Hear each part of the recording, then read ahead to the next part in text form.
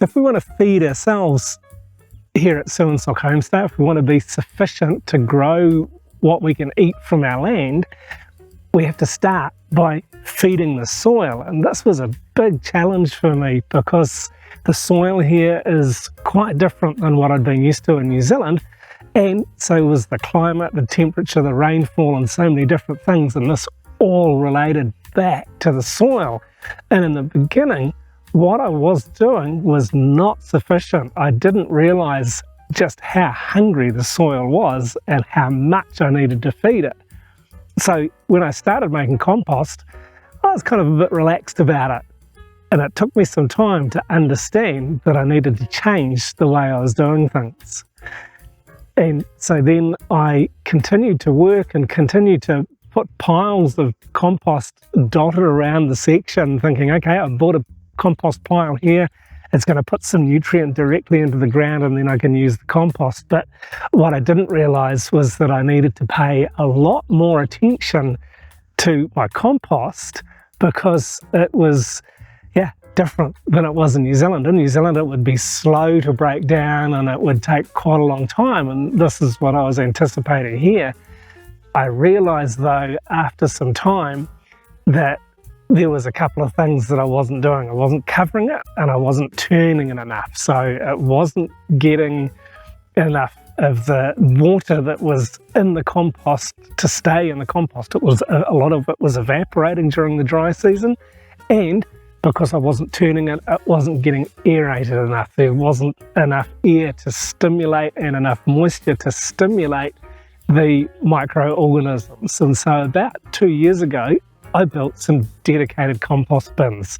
And this was a real game changer for us because as I started to fill these bins and layer it with a dry and a green and a dry and a green, a brown and a green layer of compost, and to start to really look after it and turn it frequently and really build it up. We add our bamboo leaves, we add lawn clippings, we add our kitchen food scrap waste, we add cow manure, and we add some other nutrients as well and some photosynthetic bacteria. And as I have started to do this, I've started to produce a lot more compost and a lot higher quality compost than what I was getting before to feed our hungry soil that had this chemical hangover. The ground was just so depleted. It was probably similar to how we are if we're only eating junk food. We're feeding ourselves for a short time, but there's no real nutrients and there's no lasting value to it. And this is like when there's been a lot of chemical fertilizer used on the land. It'll feed it for a short time, but it'll actually end up killing the soil. It'll kill all the microbial life in the soil.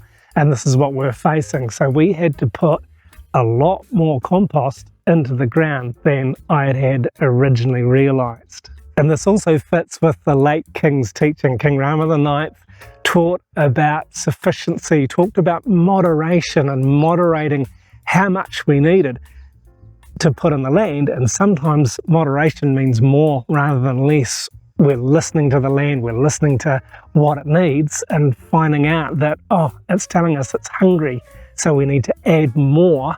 And this moderates the life of the soil and the health of the soil to bring it back to a state where it can provide an abundance for us. And it started to do that.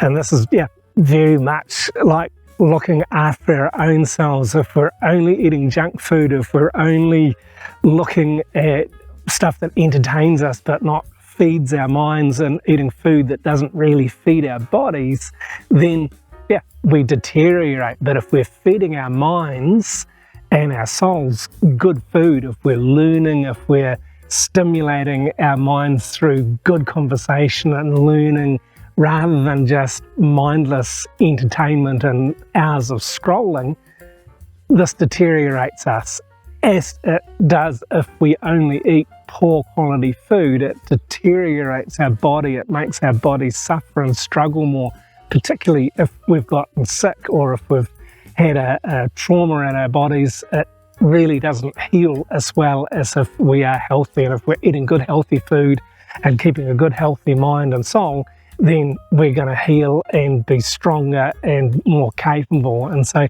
this is the same with the garden. If we put goodness and good food and good nourishment into the soil, then it's going to be able to feed us as well. So being self-sufficient, or heading in that direction, aiming to be self-sufficient, we realised instead of focusing on feeding ourselves, we have to first feed our soil. And this is a huge part of what our learning curve is. And as I mentioned too, that the King's wisdom in all of this and his teaching, so much as I've read so far, is really being directed at the whole sufficiency, moderation and reasonableness in the garden.